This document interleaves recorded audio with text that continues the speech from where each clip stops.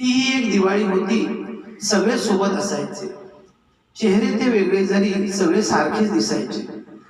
खरेदी करायला सगळे आम्ही मिळून जायचो बाजारी. नाती गोती तर असायची आणि असायचे शेजारी. शेजारच्या त्या काकू सुद्धा यायच्या चिवडा करायला. माझी आई तर ठरलेलीच त्यांच्या चकल्या काढायला.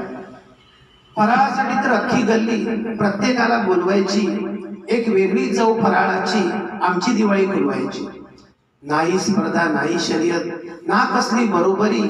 नात्यांचा तो उत्सव नुसता जणू मिळे घरोघरी.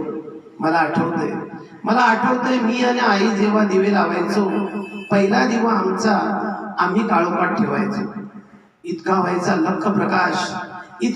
लख प्रकाश नसेल जितका मंदिरातही.